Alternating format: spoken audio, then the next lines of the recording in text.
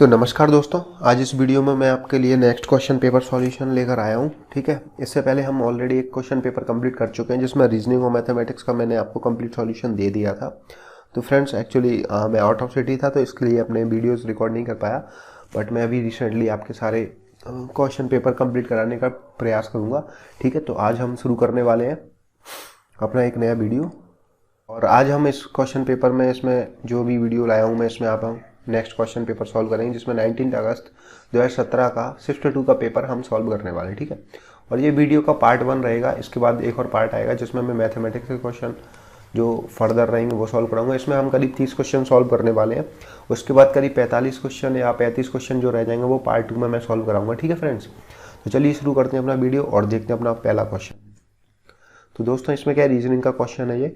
इसमें आपको क्या करना है, इस क्वेश्चन में कुछ डिफरेंट तो नहीं है, बट ये बहुत देखने में ही फिगर इसका अजीब सा लग रहा है। तो इसमें क्या करना है आपको, सबसे पहले देखते हैं कि निम्न दो वर्ग दिए हुए हैं आपको, ये दो स्क्वायर्स दिए हुए हैं, इनको एक दूसरे के ऊपर ओवरलैप कर दिया जाता है, यानी कि एक के ऊपर एक रख दिया जाता है। तब आपको जो रिजल्टेंट आकृति मिलेगी वो आपको ऑप्शंस में दी गई है। ठीक है, तो आपको देखना है कि ये दोनों एक के ऊपर एक रखने के बाद आपको कौन सी आकृति मिलती है। तो दोस्तों, हम देखेंगे यहाँ पर कि अगर मान लीजिए इस बॉक्स के ऊपर ये बॉक्स रखेंगे तो हमारा ये जो स्ट्रेट लाइन है वो यहाँ पर कहीं सीधी रेखा बनेगी इधर की साइड। ठीक है, उसके बाद यहाँ पर ऐसे बनना चाहिए। तो सबसे पहले हम ऑप्शंस को एलिमिनेट करते हैं। क्वेश्चन को हल करने का तरीका मेरा यही रहता है कि आप पेपर में जाइए और कोशिश कीजिए कि किस तरह से आप क्वेश्चंस को, ऑप्शन जो दिए आपको, उन ऑप्शंस को एलिमिनेट कर पाते हैं, तो जिससे कि आपको एक्यूरेसी आपकी बढ़ती है। तो देखिए हमारे पास जब हम इस लाइन को इसके ऊपर रखेंगे तो इस तरह की लाइन बननी चाहिए, स्ट्रेट लाइन।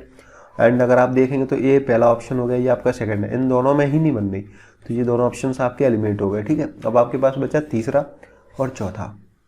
अब आपको इसमें देखना है कि तीसरे चौथे में क्या डिफरेंस है। तो देखिए दोस्त, जब आप इसमें रखेंगे तो आपको ये लाइन, ये दो लाइन, ये दोनों लाइन इसमें भी सिमिलर मिल रही है आपको। ठीक है, इसमें भी मिल रही है, तो इससे कुछ एलिमिनेट नहीं हो पाया। अब आपके पास क्या बचा, ये और ये लाइन। तो देखिए इसमें भी ये दोनों लाइन मिल रही है। अब आपको देखना है कि इसमें और इसमें क्या कॉमन मिल रहा है आपको, ये लाइन भी मिल रही है, ये लाइन भी मिल रही है। अब आपको ये देखना है कि क्या अगर जब आप इसको इस तरह से रखेंगे तो ये वाली लाइन कहाँ पर आएगी, ये वाली लाइन इस पर कहीं आने वाली है। ठीक है ना, ये वाली लाइन इस तरह से आएगी। तो देखिए इसमें क्या है, ये लाइन पैरेलल हो रही है, तो ये फोर्थ वाले में दो लाइन हो जाएंगी। क्या यहाँ पर दो लाइन होंगी, कहीं पर नहीं होंगी, दो लाइन नहीं होंगी, बल्कि ये दोनों एक दूसरे को इंटरसेक्ट करते हुए निकलेंगी। तो उस तरह से एक कॉर्नर से ये पहले वाले फिगर की लाइन होगी, देखिए दोस्त ये वाली, और ये दूसरे फिगर से हमारी ये वाली स्ट्रेट लाइन के साथ में, सीधी रेखा के साथ में ये वाली लाइन होगी। तो हमारा ऑप्शन नंबर 3 हो गया करेक्ट दोस्त यहाँ पर। ठीक है, हमने क्यों, यहाँ पर हमें ये अलग दिख रहा है, इस तरह का फिगर बन पाएगा क्या, इस तरह का फिगर तो नहीं बन पाएगा। देखिए नीचे से ये लाइन पैरेलल कहीं पे ऐसी सेम आ पाएगी, नहीं आई, क्योंकि ये झुकाव है इसका थोड़ा नीचे की तरफ और इसका झुकाव है एंड टू एंड।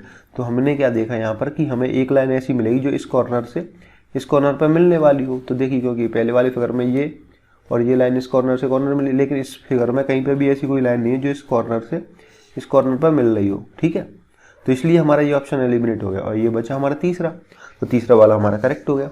ठीक है दोस्त, तो चलते हैं नेक्स्ट क्वेश्चन की ओर।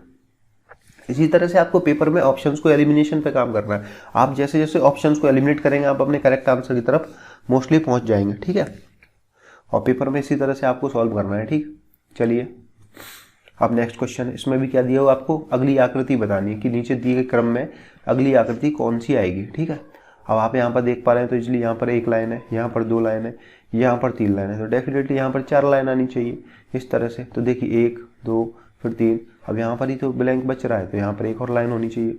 तो ऐसा हमारा कोई फिगर है, ये नहीं है, ये नहीं है, ये भी नहीं है, सिर्फ फोर्थ वाला ऑप्शन है, तो ये हमारा करेक्ट है।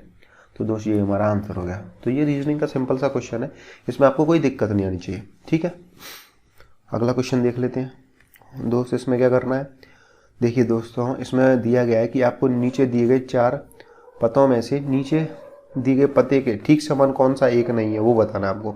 यानी कि ये 4 पते दिए हुए हैं 1 2 3 4, इनमें चारों में सिमिलरिटी होनी चाहिए इस पते की जैसी। ठीक है ना, ये सेम टू सेम जहाँ पर भी लिखा होगा वही आपका करेक्ट माना जाएगा। ठीक है, और जिसमें दिक्कत होगी या जिसमें डिफरेंट लिखा होगा वो करेक्ट नहीं होगा, और हमें नॉट एग्जैक्टली सेम वाला निकालना है, जो सेम टू सेम नहीं होगा वो एक चूज करना है। तो ये आप इजीली कर पाएंगे, इसमें कोई दिक्कत वाली बात नहीं है। देखिए यूनाइटेड अरब अमीरात सेम है, यूनाइटेड अरब अमीरात सभी में सेम है, ध्यान से देख लीजिए। ठीक है, उसके बाद दुबई 1786, दुबई 1786, इस तरह से आप चेक कर सकते हैं। आप ऊपर से भी कर सकते हैं। देखिए शेख मोहम्मद बिन जायद, शेख मोहम्मद बिन जायद, शेख मोहम्मद बिन जायद एंड शेख मोहम्मद बिन जायद, यानी कि ऑलमोस्ट ये सभी में सेम है। इसके बाद क्या करेंगे 121/122, ये सभी में सेम है। यहाँ पर रोड लिखा है देखिए दोस्त, और यहाँ पर KOAD लिखा है, तो दोस्त ये वाला ऑप्शन अपना गलत हो जाएगा। तो हम मार्क करेंगे यही जो सेम नहीं है, ये वाला ऑप्शन सेम नहीं है। ठीक है, बाकी में देखिए यहाँ पर रोड लिखा है, बट इसमें कोड लिखा है, ये गलत हो जाएगा, ये एग्जैक्टली सेम नहीं है। तो इस तरह से हमारा करेक्ट आंसर हो जाएगा fourth option. Okay friends, next question देख लेते हैं। अभी ये रीजनिंग का क्वेश्चन दिया है, तो देखिए आप इसमें देख पा रहे हैं कि ये इस तरह से डायग्राम है। ठीक है, ये ऊपर से क्लोज है, नीचे से ओपन है। ठीक है, यानी कि अगर आप इसको देख पा रहे हैं तो ये एक तरह से एम बना हुआ है। तो फिर क्या हुआ, ये जो खाली वाला ये स्ट्रेट लाइन थी जो ब्लैंक इसके साथ अटैच नहीं थी, ये वाली लाइन मूव होकर के आगे आ गई। ठीक है, और एम का एम रहा। तो ये सिमिलरिटी हमें चेक करनी है अपने नेक्स्ट वाले ऑप्शंस में। जो नेक्स्ट फिगर दिया है ना, इसमें वही आकृति चेक करेंगे। तो देखिए जब इसमें एम था तो एम को शिफ्ट किया, इंटरचेंज कर दिया इनका इस प्लेस, जो पीछे था वो आगे आ गया, जो आगे था वो पीछे चला गया। तो इसी तरह से हमें इसमें इंटरचेंज करना है। तो देखिए डायग्राम तो ऐसे कैसा रहना चाहिए, देखिए ये किस तरह से बना हुआ है, इस तरह से। अगर आप इसको देख पाएंगे तो इसको आप क्या मान सकते हैं, डब्लू मान लीजिए ऐसे, है ना। ये एक तरह से डब्लू बन गया। अब आगे जो अटैच नहीं है ये वाली लाइन, तो ये कहाँ जाएगी हमारी पीछे। तो हमारा डब्लू तो आगे आना चाहिए, इस तरह से डब्लू, और ये लाइन लास्ट में आनी चाहिए। तो पहले तो हमने स्ट्रेट लाइन लास्ट में देखेंगे, देखिए इसमें सभी में। बट क्या यहाँ पर डब्ल्यू बनना है, इस जैसा ही फिगर बन रहा है क्या, इस जैसा फिगर सिर्फ हमारा फोर्थ नंबर के ऑप्शन में बन रहा है दोस्त, इस वाले हैं। बाकी इसमें तो 2 लाइन ब्लैंक है जो अटैच नहीं है, तो ये ऑप्शन नहीं होगा। यहाँ पर ये डायग्राम भी इसके सिमिलर नहीं है, तो ये वाला नहीं होगा, और ये वाला भी डायग्राम बिल्कुल सिमिलर नहीं है, तो ये नहीं होगा। तो हमारा क्या है, सिर्फ ये फोर्थ वाला आंसर करेक्ट होगा इसमें। ठीक है ना दोस्त, समझ गए कि जो पैटर्न यहाँ पर फॉलो हो रहा था वही पैटर्न हम इसमें फॉलो करा देंगे। तो यहाँ पर ये पैटर्न हो रहा था, जो आगे वाली इमेज थी वो लास्ट में आ गई थी, तो आगे वाली इमेज ये थी। ठीक है, इसमें क्या करेंगे, जो आगे वाली इमेज है उसको लास्ट में ला देंगे, तो यहाँ पर लास्ट में ला देंगे। ठीक है, ये स्ट्रेट लाइन इधर आ जाएगी, ये फिगर आगे की साइड मूव हो जाएगा, तो सिर्फ और सिर्फ फोर्थ ऑप्शन बचेगा। ठीक है दोस्त, चलते हैं अगला क्वेश्चन देखते हैं। अभी क्वेश्चन दिया है कि average of the first 8 multiples of 14, यानी 14 के प्रथम 8 गुणांकों का औसत बताना है आपको, क्या होगा। तो दोस्त आप समझ पा रहे हैं एवरेज का फॉर्मूला क्या होता है। पहले जो भी नंबर आएंगे उनका सभी का सम होता है, और नंबर ऑफ ऑब्जर्वेशन या टर्म्स जितनी भी हैं। ठीक है, यानी कि एवरेज निकालेंगे तो हमारे पास सभी का योग होना चाहिए, और कितनी संख्याएं या वो हैं वो हमारे पास होना चाहिए। ठीक है, कितनी संख्याएं वो, ठीक है, ये हमारा औसत होता है, औसत। अब दोस्त यहाँ पर हमें क्या बोला गया उसने कि प्रथम 8 गुणांकों का औसत निकालना है, किसके, 14 के। तो 14 एकम 14, 14 दूनी 28, 14 अति 42, 14 अति 42, 14 56, और इसी तरह से जाएंगे तो हमारे 14 का मल्टीपल लेना है हमें कहाँ तक, 8 × 14 तक। ठीक है ना, तो ये हमारा 8वां मल्टीपल होगा 14 का। अब वो क्या होगा वो अपन अभी मल्टीप्लाई करने की रिक्वायरमेंट नहीं है। तो दोस्त इसको 2 तरीके से करते हैं, या तो आप 8 तक 14 के मल्टीपल लिख लीजिए, 14 का पहाड़ा 8 तक लिख लीजिए। ठीक है, उन सबको आप ऐड कर दीजिए। ठीक है, जब आप ऐड कर देंगे तो आपको कुछ मिलेगा, उस ऐड करने के बाद कितनी संख्याएं होंगी वो 8 का उसमें भाग दे दीजिए, फिर जो एवरेज निकलेगा वो आपका 63 आएगा। ठीक है, जब हम इन सबको ऐड करेंगे तो एक्चुअली 504 आएगा। ठीक है, इन सभी मल्टीपल्स को जब हम ऐड करेंगे तो हमारा सम आ जाएगा 504, और जब 8 से इसमें भाग दें तो 8 × 6 = 48, बचे 2, और 8 × 3 = 24, यानी 63 आ जाएगा फिर हमारा। और दूसरा तरीका दोस्तों मैं जो यूज़ करूँगा जिसमें मुझे नहीं मालूम, तो मैं क्या करूँगा, 14, 28, 42, इसी तरह से मुझको 8 × 14 तक जाना है। ठीक है, यानी कि 14 का 8वां मल्टीपल। तो हम जानते हैं कि सभी में से 14 में अगर कॉमन लेने में कोई दिक्कत नहीं आनी चाहिए, कोई दिक्कत नहीं आनी चाहिए। और हमें क्या करना है, इन सभी टर्म्स को जोड़ना है। तो मैं 14 + 28 + 42 + 56 ... ऐसे ही 8 × 14 करूँगा। तो दोस्त सभी में से अगर मैंने 14 को कॉमन ले लिया, तो यहाँ पे क्या बचेगा, 1 + 2 + 3 + 4 + 5 + 6 + 7 + 8, ठीक है ना, ये बचेगा। अब दोस्तों मैं जानता हूँ कि 1 से लेके 8 तक का अगर मैं योग निकाल दूंगा तो मेरा आसानी से इसका मल्टीपल आ जाएगा। मैं जोड़ना नहीं चाहता, मैं कैलकुलेशन कम से कम करना चाहता हूँ, ठीक है। तो दोस्त हम जानते हैं किसी भी नेचुरल नंबर के, जैसे मान ली 1 2 3 डॉट डॉट एन तक ये नंबर हैं और इनका अगर हमें योग निकालना है, ये नेचुरल नंबर प्राकृतिक संख्या है और ये कहाँ तक दिए हमें, एन तक दिए, तो इनका अगर हमें योग निकालना है तो उसका फॉर्मूला क्या होता है, एन इंटू एन प्लस 1/2, ठीक है ना, जिसमें एन क्या होता है, नंबर ऑफ टर्म्स, यानी कि पदों की संख्या। यहाँ पे क्या लिख देंगे, पदों की संख्या। इसका मतलब क्या होता है, पदों की संख्या। तो दोस्त यहाँ हमें 1 से लेकर 8 तक का योग निकालना है। आप चाहें तो इसको जोड़ सकते हैं, लेकिन हमें नहीं चाहना कि कोई भी इसमें एरर हो। तो दोस्त हम क्या करेंगे, अभी मैंने जो बताया यहाँ पर कितनी संख्या है, ये 8 है, यानी कि एन का मान मैंने यहाँ पे क्या कर दी, 8 कर दिया। तो 14 इंटू एन की जगह क्या लिखूँगा मैं, 8, और 8 + 1 यानी कि 9 बटे में कर दूँगा 2, तो इसका योग निकल के आ गया हमारे पास। अब दोस्तों ये 14 के सभी जो गुणांक है ना, उनका योग निकल के आएगा यहाँ से, ठीक है। ये सम निकल के आ गया हमारा दोस्त, यहाँ से सभी गुणांकों का योग आ गया, 14 के गुणांकों का योग आ गया, ठीक है। अब ये योग कैसे आएगा, देखिए 14 इंटू इस 2 से क्या काटेंगे, 4 9 बटे 2, ठीक है। अब कितनी संख्याएं थी हमारी, 8 संख्याएं थी। अगर हमें औसत ही तो निकालना है, औसत निकालने के लिए हम क्या करेंगे, योग में संख्याओं का भाग दे देंगे, ठीक है। तो संख्या कितनी है, 8, तो ये कितना है, 14 इंटू 4 इंटू 9 बटे में ये 2 था, इससे तो हमने काट दिया, इसको नहीं काटा तो इसको 8 लिखा रहने दी, 2 लिखा रहने दी, ये तो योग आ गया कुल। अब इसमें क्या करना है, हमें 2 गुणा 8 से भाग दे देंगे। तो 2 से दोस्त ये कितना था, यहाँ पे 8 का 8 लिखा रहने दी, क्योंकि इस 2 से हमने काटा नहीं इसको। तो देखिए 8 से 8 कट गया, इस 2 से 7 कट जाएगा, ये 7 बार, तो यहाँ से दोस्त कितना आ गया, 63। तो देखा ना आपने कि इस तरीके से भी आपका आंसर सेम ही आया। या तो आप वो कर लीजिए कि सभी इसके गुणांकों को लिख लीजिए, मल्टीपल्स जो है सभी को लिख लीजिए और उनको ऐड करके डिवाइड कर दीजिए 8 से, या फिर आप इस तरह से भी कर सकते हैं कि 14 28, आपको नहीं पता बीच में कितने, ये क्या है छोटी संख्याओं में, जैसे मान लीजिए 8 तक मल्टीपल पूछे उसने, 10 तक पूछे, तो अब तक तो आप कर पाएंगे, लेकिन उसने बोल दिया कि 14 के 104 गुणांकों का योग निकालिए, तब आप उस केस में उन सबको पहले तो निकालिए फिर उनको जोड़िए, तो इतना लंबा पड़ जाएगा वो, फिर आप नहीं कर पाए। तो उस केस में आपको ये वाला जो मेथड है ना, सेकंड मेथड, ये आपके काम आएगा। इस मेथड से आप क्या करेंगे, सीधे आप फर्स्ट सेकंड थंब को लिख लो, फिर आपको मालूम है कि हमें 108 तक जाना है, तो डॉट डॉट डॉट सभी का योग ले लेंगे, फिर आप फर्स्ट और लास्ट टर्म का योग लिख लीजिए, जिस तरह से मैंने किया, n इंटू एन प्लस 1, ये क्या है, प्राकृतिक संख्या, n प्राकृतिक संख्याओं का योग, ठीक है ना, ये फॉर्मूला होता है n प्राकृतिक संख्याओं का योग। तो ये इस तरह से मैंने इनका योग निकाल दिया, और इस जगह पे औसत निकालना था मेरे को, तो योग बटे वो नंबर ऑफ टर्म्स लिख दी मैंने। इस तरह से आपका 63 आपका आंसर आ गया, ठीक है ना। अगर आपको कोई दिक्कत आता है तो आप वीडियो को आसानी से आराम से पॉज कीजिए, फिर उसको देखिए कि कहाँ पर आपको समझ नहीं आ रहा। अगर फिर भी कोई डाउट रहता है तो आप कमेंट सेक्शन में हमें अपना डाउट पोस्ट कर सकते हैं, हम आपका क्वेरी जल्दी से जल्दी रिजॉल्व करेंगे, ठीक है दोस्त। तो इसका आंसर था 63, ठीक है। ये मेथड फर्स्ट था हमारा कि संख्या और संख्याओं का योग लीजिए, उसमें नंबर ऑफ टर्म्स को का भाग दे दीजिए, ठीक है, तो आपका औसत आ जाएगा, ठीक है फ्रेंड्स। चलते हैं अगले क्वेश्चन की ओर। ये क्वेश्चन इस तरह का, देखिए अभी आपको क्या बोला गया है कि 750 रुपये को ए, बी और सी में इस प्रकार बांटा जाता है कि ए अनुपात बी 5:2 है, बी अनुपात सी 7:13 है, तो बी को कितने रुपए मिलेंगे ये आपको बताना है, ठीक है।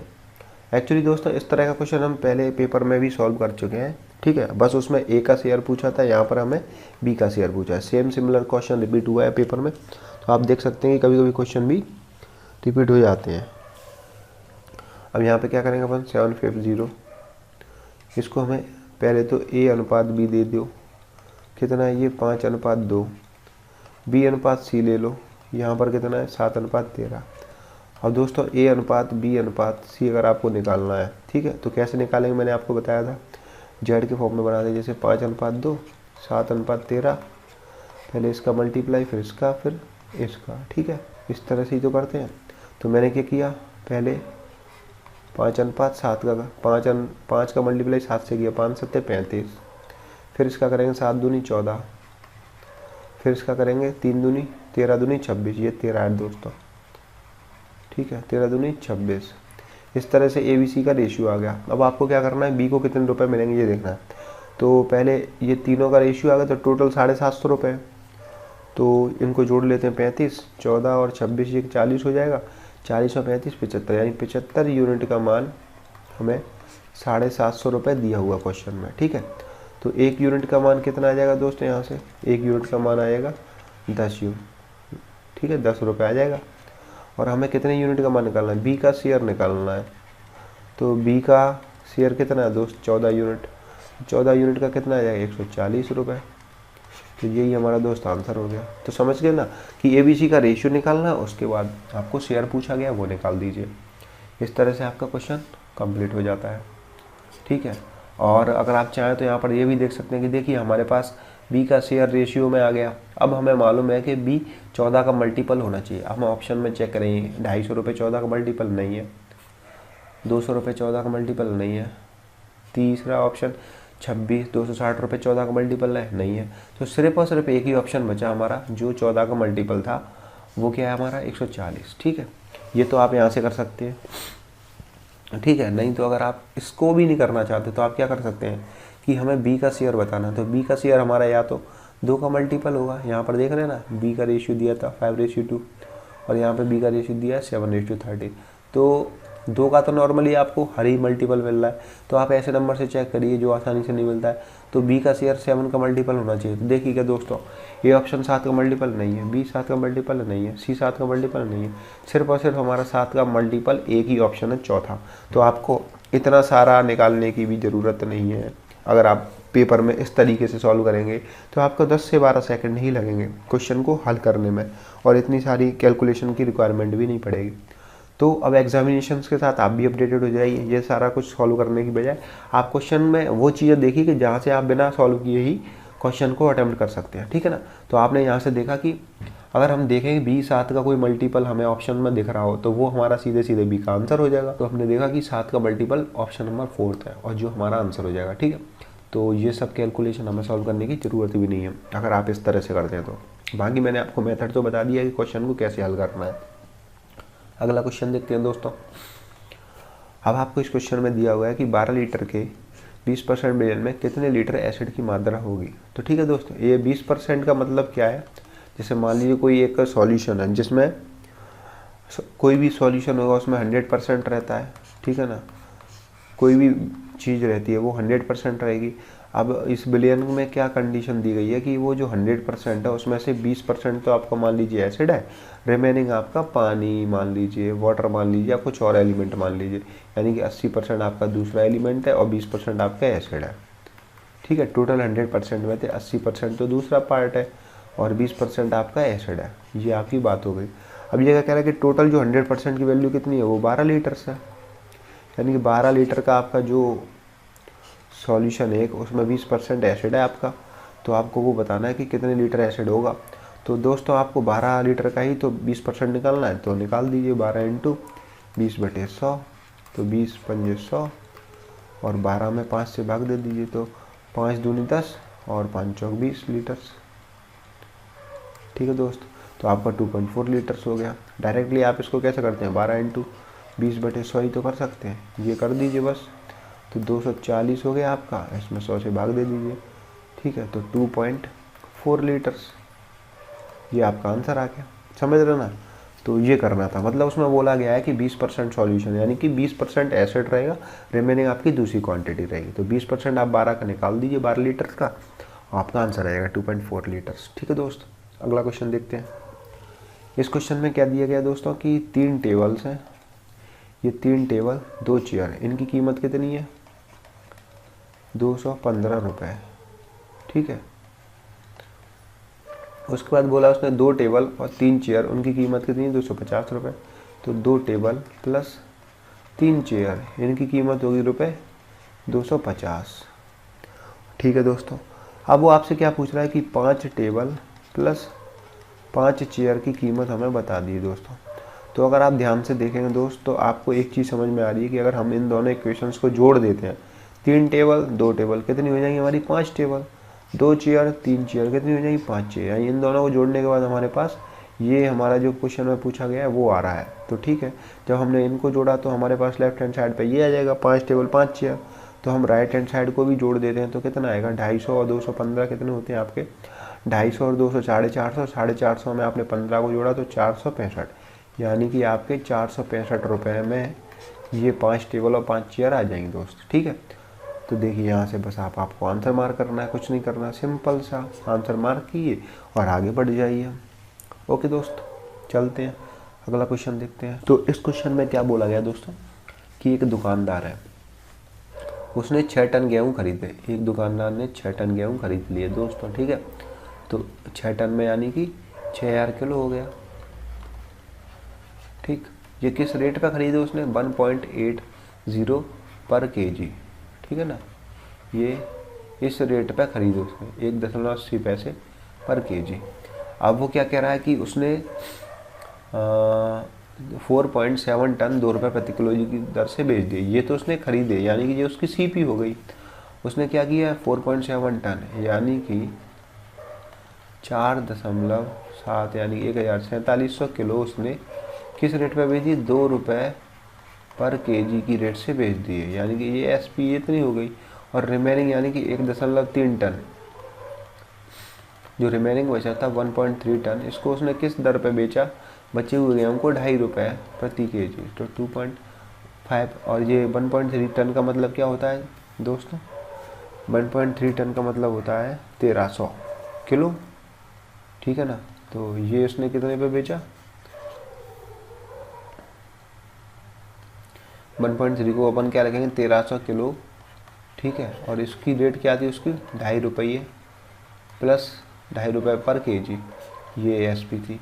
तो दोस्तों हम इन दोनों का टोटल सेलिंग प्राइस निकाल लेते हैं। सेलिंग प्राइस के साथ ये निकाल लेते हैं कितनी अमाउंट बनी, तो 47 दूनी कितना होगा आपका 94।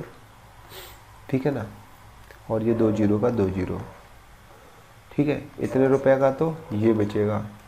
और आपका 13 यहाँ पर हमारे 1300 किलो है। ठीक है, तो इसका सेलिंग प्राइस क्या आएगा 1300 इंटू 2.5, पॉइंट हटाएंगे जीरो हटाएगा 25 का 0 0, 25 75 की 5 हासिल 7, 25 से कम 7, 25 से कम 25 और 7 कितने हो 32 50।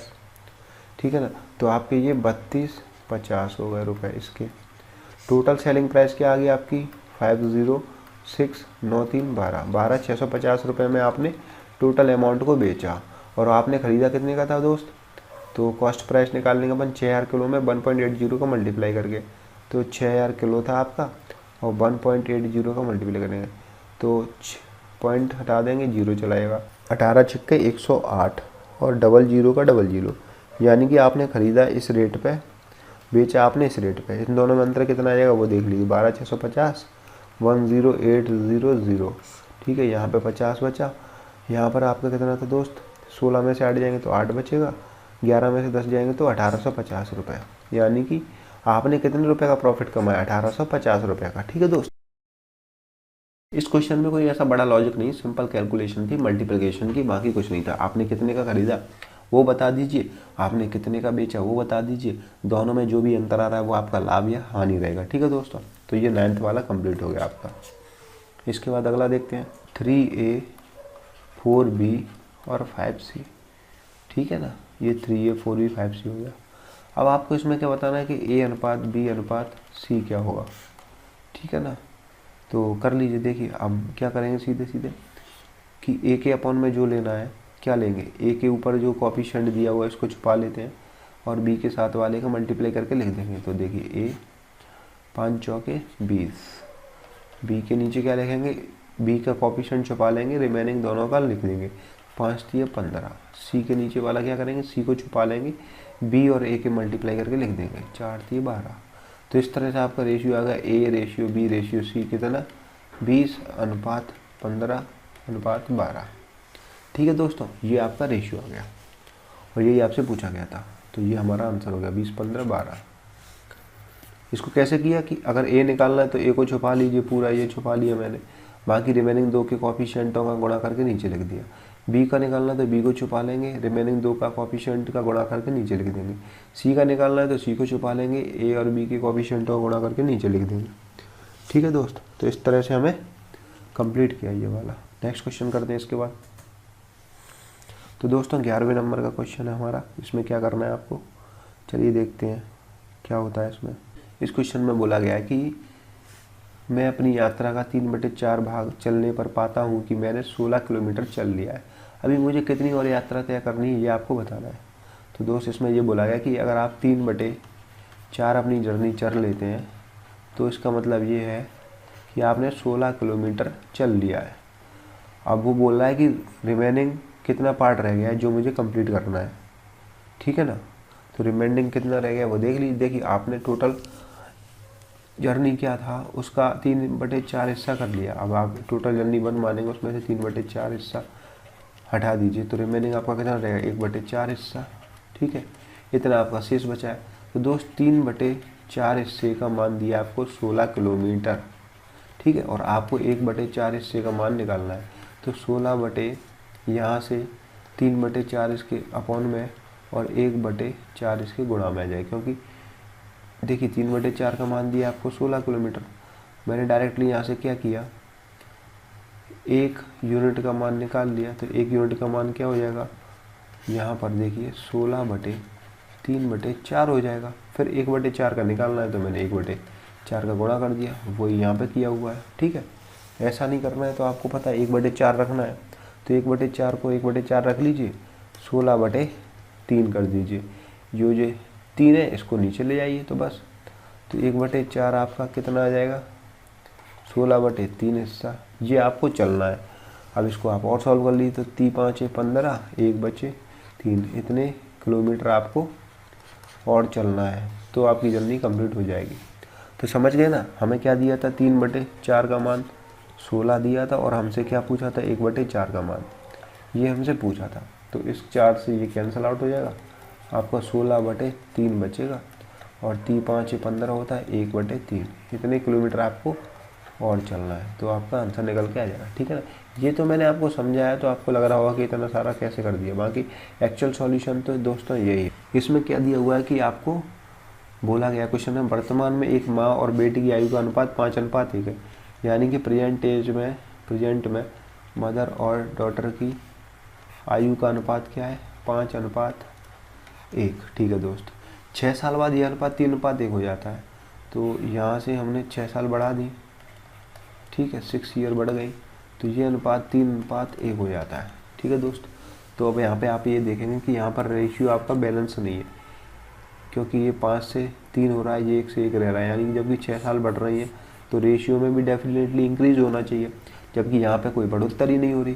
तो आप क्या करेंगे, इसका अंतर लेंगे तो ये 4 आया, इसका अंतर लेंगे तो ये 2 आया। ठीक है ना, अब इस अंतर से ऊपर नीचे गुणा कर देंगे, नीचे वाले से ऊपर कर दीजिए और ऊपर वाले से नीचे कर दीजिए, तो आपके पास नए रेशियो आ जाएंगे मदर और डॉटर के।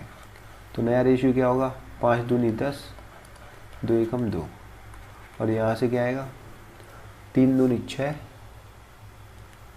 सॉरी 3 चौके 12, यहाँ पे 4 से मल्टीप्लाई किए थे ना, 3 चौके 12 अनुपात 4 हो जाएगा। अब आप देख लीजिए यहाँ पर भी 2 बढ़ रहा है, यहाँ पर भी 2 बढ़ रहा है, यानी अब करेक्ट हो गया बैलेंस।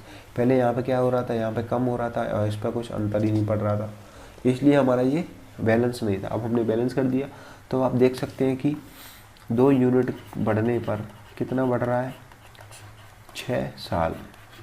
1 यूनिट पर आपका कितना हो जाएगा दोस्त, तो 1 यूनिट पर आपके 3 साल बढ़ने चाहिए।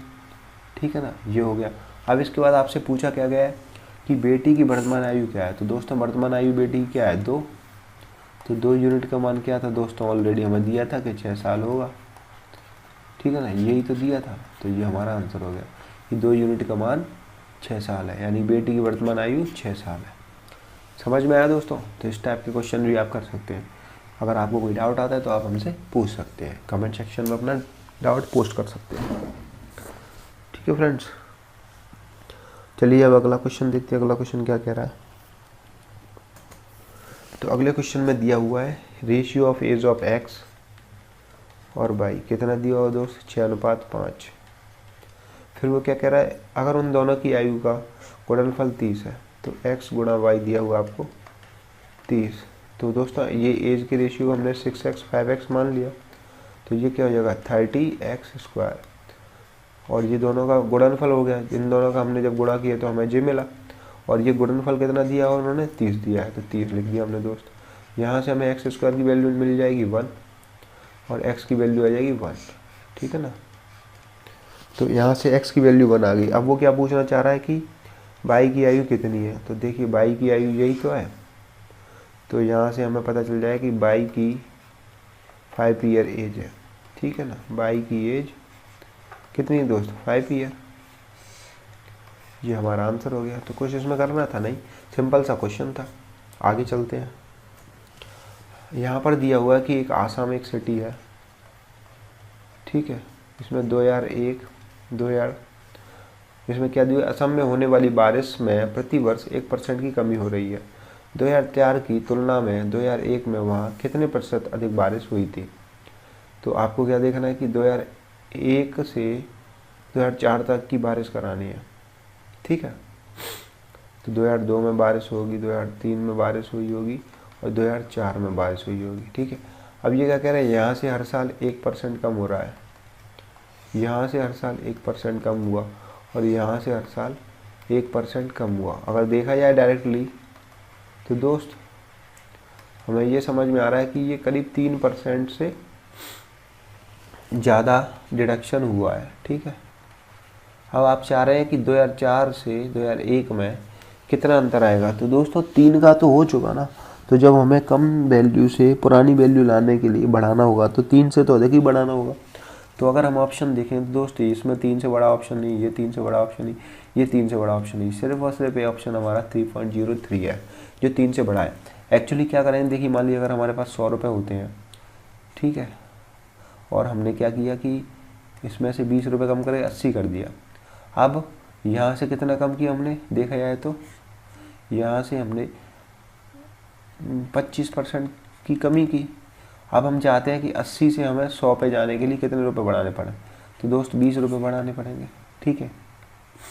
यहाँ से हमने 25 की नहीं, यहाँ से 20% की कमी की, 20 की कमी की तो हम 80 पे पहुँच गए। अब हम चाहते हैं कि 80 से 100 पे जाना 100 पे जाना है, तो 80 पे कितने बढ़ेगा अपना, 20 रुपये बढ़ेंगे।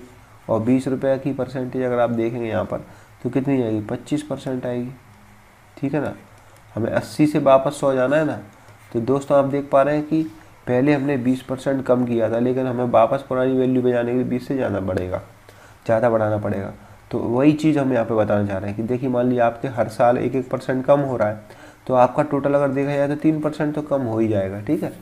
अब आप चाहते हैं कि हमें पुरानी वैल्यू पे पहुंचना है, तो पुरानी वैल्यू पे आप पहुंचने के लिए आपको कम से कम 3 तो बढ़ाना पड़ेगा, लेकिन आपको यहाँ पर देखा जाए तो 3 से थोड़ा सा ज़्यादा ही बढ़ाना पड़ेगा, क्योंकि 3 में तो वो कम ही हुआ है, लेकिन 3 से थोड़ा ज़्यादा ऑप्शन देखा जाए तो सिर्फ और सिर्फ एक ही ऑप्शन आ रहा है।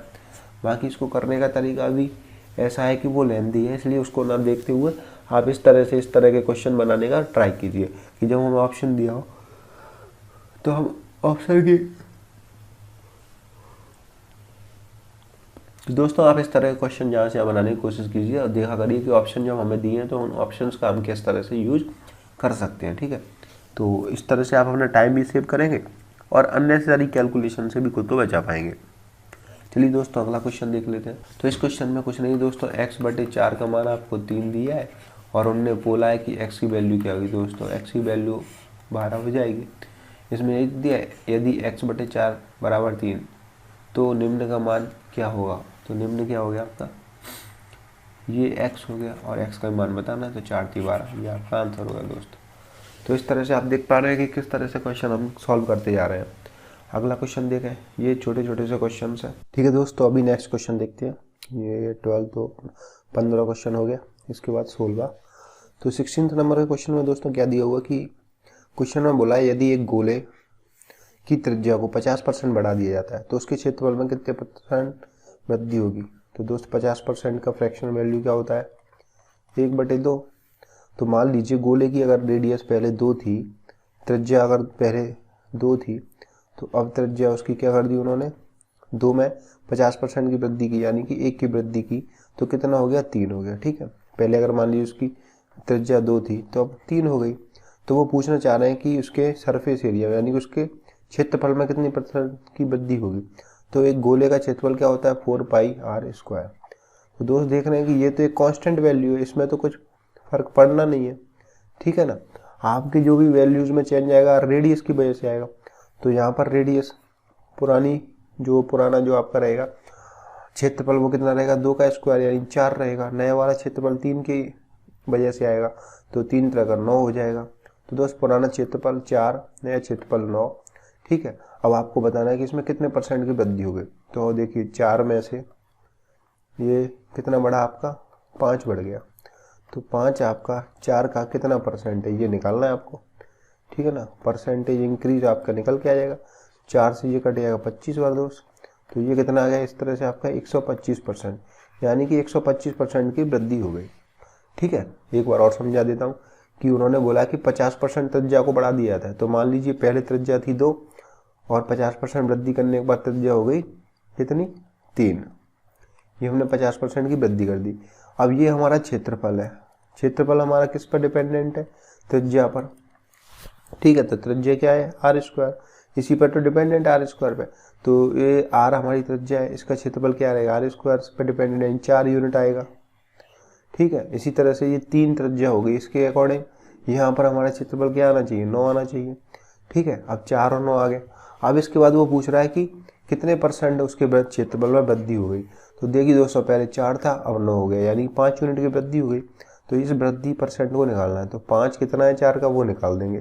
तो यहाँ से हमारा 125% आ गया। ठीक है दोस्त, तो ये हमारा कंप्लीट हो गया। नेक्स्ट देख लेते हैं।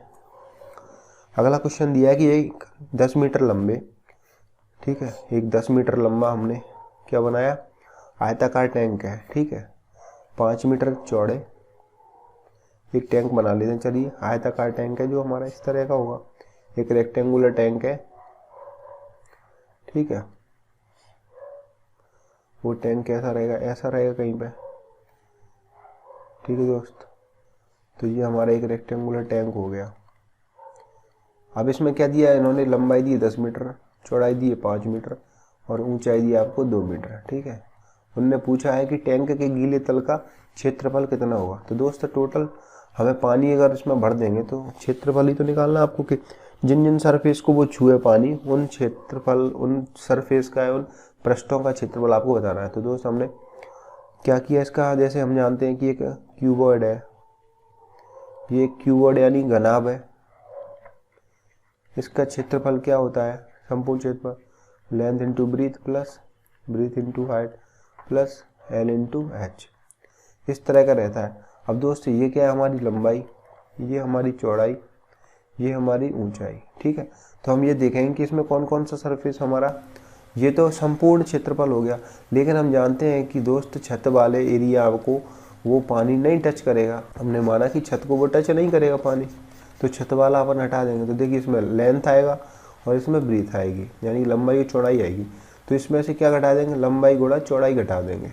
तो लंबाई दोस्तों इसकी क्या है, ये अब हमें लंबाई का वैल्यू दिया है यहाँ पे 10, चौड़ाई का दिया हुआ 5 और ऊंचाई का दिया हुआ हमें 2। ठीक है, ये सारी वैल्यूज इसमें पुट कर देते हैं।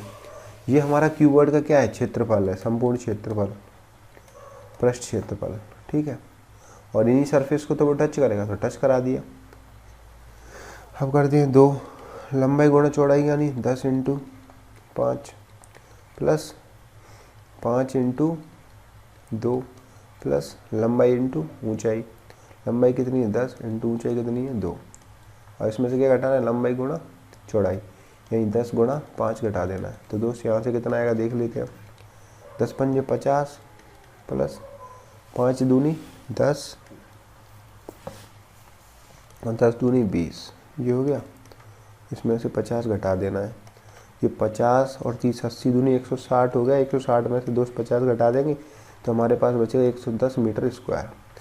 तो ये हमारा जो शेष जो क्षेत्रफल रह जाएगा ना, जिसको पानी टच करेगा या तलों को, जिन तलों को वो पानी छू कर गीला करेगा, वो क्षेत्रफल कितना हो गया कुल 110 मीटर स्क्वायर। ऐसे कर सकते हैं इस फॉर्मूले से। इस फॉर्मूले से भी नहीं करना तो आप जानते हैं कि एक तो ये वाला सरफेस आएगा, ठीक है, तो नीचे वाला कितना हो जाएगा 10 पंजे 50 हो जाएगा। ठीक है, ऊपर वाला नहीं आएगा तो उसको छोड़ देंगे। फिर दो सरफेस क्या आएंगे, 5 दूनी 10, 5 दूनी एक ये आएगा दूसरा और इसके सामने वाला आएगा, यानी दूसरा ये आ जाएगा। तो इसकी क्या होगी, लंबाई इंटू चौड़ाई।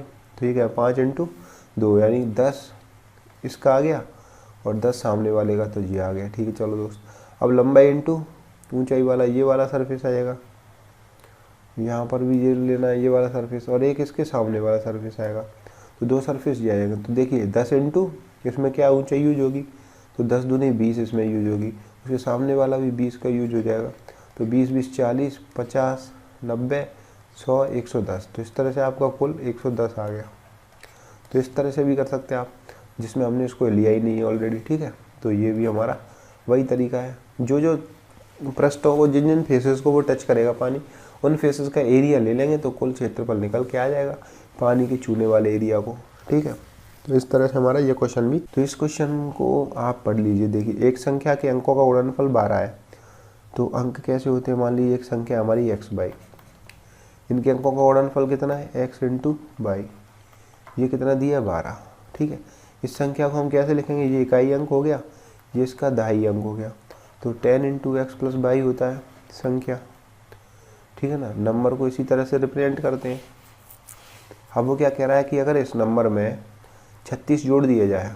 ठीक है चलिए, तो 10x प्लस बाई, इस नंबर को ऐसे लिख सकते हैं, और इसमें हमने 36 को जोड़ दिया, तो हमारा जो नया नंबर है ना, वो उसके अंक पलट जाते हैं। जैसे मान लीजिए x बाई लिखा हुआ है, तो जोड़ने के बाद हमारे क्या हो जाएगा, बाई एक्स हो जाएगा। अगर मान लीजिए बाई एक्स होता है तो हमें क्या मिलेगा, 10 बाई प्लस, आपको x और बाई का गुणनफल दिया है 12, यहाँ से 10 बाई 10x, ये देखना आपको। 10x में से x जाएंगे तो आपके कितने बचेंगे, 9x, माइनस के 9 बाई बराबर माइनस के 6। हमने क्या किया कि शुरू वाले नंबर में ही 36 को जोड़ दिया, तो उनके अंक रिवर्स हो जाएंगे, तो रिवर्स हो के वो आ गया। अब इसको देख लीजिए, अंक रिवर्स होने के बाद तो ये कितना हो गया, x माइनस बाई का अंतर हो गया, 9 से 9 कट जाएगा, 9 चौक 36, माइनस के 4 अंतर आ गया। ठीक है, ये अंकों का अंतर आ गया, ये अंकों का गुणनफल आ गया। ठीक है, अगर मान लीजिए हमने 43 लेते हैं, तो इनके अंकों का अंतर 4 में से 3 जाएगा, तो एक आएगा, 6 में से 2 जाएगा। सिर्फ हमारे अंकों का अंतर 4 किस में आ रहा है, इसमें और इसमें। अगर 6 में से 2 जाता है तो 4 आ रहा है, तो ये वाला नहीं, सिर्फ और सिर्फ दूसरा वाला बचेगा हमारा। अंकों का अंतर अगर देखा जाए तो 2 में से 6 घटाएंगे तभी तो -4 आएगा, तो यही वाला हमारा आंसर करेक्ट है। ठीक है, एक तो ये तरीका हो गया। सेकंड मेथड दोस्तों क्या करना है, सेकंड मेथड भी वही यूज़ करना है शॉर्ट ट्रिक के लिए। हम क्या करेंगे, सीधे जो भी नंबर दिया है उसमें 36 जोड़ करके देख लेंगे अंक परिवर्तित हो रहा है क्या। अंक जो बैल स्पेस है, जो 36 लिखा है अगर मान लो, तो वो क्या 63 हो रहा है। तो इसी तरह से इसमें दिया है सबसे पहले 43 में अगर हम 36 जोड़ते हैं, 6 और 3 4 3 7, 79 हो रहा है। अंक पलट रहे नहीं पलट रहे। 26 में 36 को जोड़ा हमने, 6 6 12 की 2 हौसला लाई 6 62, अंक पलट गए, यानी कि यही हमारा ऑप्शन आंसर का सही है। तो इस तरह से आप बाई ऑप्शन भी कर सकते हैं कि जो कंडीशन दी उसको ऑप्शन में सेटिस्फाई करा दीजिए, उसके बाद आप देख लीजिए। ठीक है, तो इस तरह से हमारा आंसर भी हो गया। ये 18 नंबर का क्वेश्चन। अगला क्वेश्चन देखते हैं दोस्तों। इसमें दिया हुआ है दोस्त कि एक कार दी है, कार किसी दूरी के 1/4 हिस्से को 25 किलोमीटर प्रति घंटे की चाल से तय करती है और शेष दूरी को इसकी दूरी चाल से तय करती है। यानी कि 1/4 दूरी वो किस चाल से तय करेगी, 25 किलोमीटर प्रति घंटे की चाल से, और रिमेनिंग 3/4 दूरी को वो उससे दुगनी स्पीड 50 किलोमीटर पर आवर की से करेगी।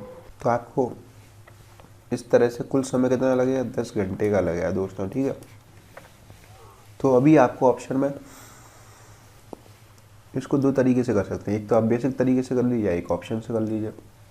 आपको निकालना क्या है, कुल दूरी निकालनी है, डिस्टेंस। ठीक है, तो मैंने मान लिया कुछ नहीं, ऐसे ही कर लिया। मैंने कुल दूरी मानी d/4 हिस्सा 25 की स्पीड से कवर किया, प्लस 3/4 d को उसने 50 की स्पीड से कवर किया। कुल समय उसको लगा 10 घंटे। इसको हल कर दीजिए तो देखिए इसका एलसीएम क्या आएगा, 25 चौक 100, 50 2 200, तो 200 एलसीएम में आ गया।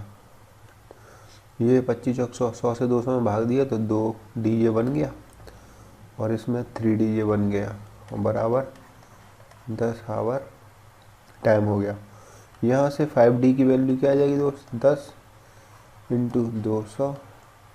ये हावर को यहाँ से हटा दिया, इसकी कोई ज़रूरत नहीं है, समय तो है ही। अब दोस्त क्या करेंगे कि 5 से इसको काट लीजिए, 5 दूनी 10, तो दूरी सीधे सीधे कितनी आएगी, 400। तो ये तो आपको करने का तरीका बता दिया मैंने। अब बात आई ऑप्शंस की, तो पहला ऑप्शन लिया हमने, मान लीजिए कुल दूरी 400 मीटर है, 400 किलोमीटर है, तो इसका 1/3 और 3/4 करना है। तो 1/3 कितना हो गया, 100, मतलब 1/4 हो गया 100 और 3/4 इसका कितना हो गया, 300। अब वो क्या कह रहा है कि इसको उसने चला 25 के और इसने उसको चला 50 से, तो टोटल टाइम आना चाहिए 10 आवर। तो 25 चौक 100 और 5 चौके 30, यानी टोटल टाइम आ रहा है 10 आवर, यानी कि हमारा आंसर सही है। ठीक है, तो ये मेथड भी होगा आपका। ये आपका सेकंड मेथड था दोस्त, और फर्स्ट मेथड से बेसिक मेथड भी मैंने करा दिया आपको, तो आई थिंक आपको कोई इश्यू नहीं आएगा। ठीक है, ये आपका फर्स्ट मेथड कंप्लीट। तो दोस्तों चलिए नेक्स्ट क्वेश्चन 20 नंबर का क्वेश्चन देखते हैं, इसमें क्या बोला गया है। तो इस क्वेश्चन में दिया हुआ है कि 1 किलोमीटर की रेस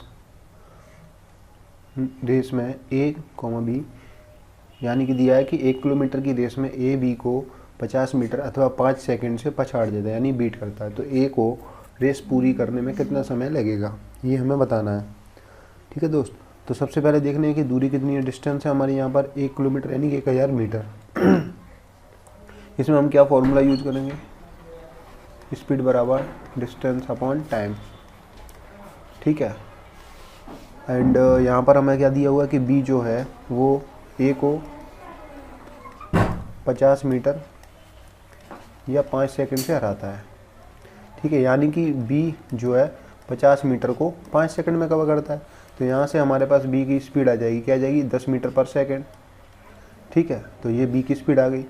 अब हमें बताना क्या है कि A उसी दूरी को कितने समय में कवर करेगा, यही तो है ना। A रेस को पूरी करने में कितना समय लेगा, तो पहले हम A से पहले ये निकाल लेते हैं B ने इस दूरी को कवर करने में कितना समय लिया। तो 10 मीटर पर सेकंड की स्पीड से B जो है 1000 मीटर को, ठीक है, कितना समय लेगा, यहाँ से हमें समय मिल जाएगा। तो यहाँ से हमारे पास क्या टाइम आएगा, 0 से 0 कैंसिल, यानी कि 100 सेकंड आएंगे। ठीक है, जब 100 सेकंड में ये B ने दूरी को तय किया, B ने दूरी तय की, ठीक है, 100 सेकंड में। और क्वेश्चन में क्या दिया था कि A जो है B को 5 सेकंड से हरा देता है। तो जब B ने 100 सेकंड में कवर किया तो A को उस दूरी को कवर करने में कितना समय लगा, 100 में से 5 सेकंड कम कर देंगे तो उसको लगा 95 सेकंड। ठीक है ना दोस्त, तो ये हमारा समझ में आया कि B ने 1000 मीटर को 10 की स्पीड से 100 सेकंड में कवर किया और इससे 5 सेकंड कम में A ने वो दूरी कवर की। तो टोटल जो समय था वो रेस को पूरी करने में कितना लगा उसको, 1 2 द्वारा A ने उसको 95 सेकंड में कवर किया। और यही हमारा दोस्तों आंसर दिया हुआ है। ठीक है, तो इस तरह से हमारा ये क्वेश्चन रेस वाला भी हो जाता है। ठीक है दोस्त, तो अभी हमारे ये टोटल 20 क्वेश्चन हो चुके हैं। इसके बाद हम अपने नेक्स्ट वीडियो पार्ट 2 में रिमेनिंग क्वेश्चंस करेंगे दोस्तों। ठीक है, अगर आपको वीडियो अच्छा लगा हो तो वीडियो को लाइक करें, अपने दोस्तों के साथ शेयर करें और चैनल पे अगर आप नए हैं तो चैनल को सब्सक्राइब करें। मिलते हैं नेक्स्ट वीडियो में, तब तक के लिए जय हिंद, बाय बाय।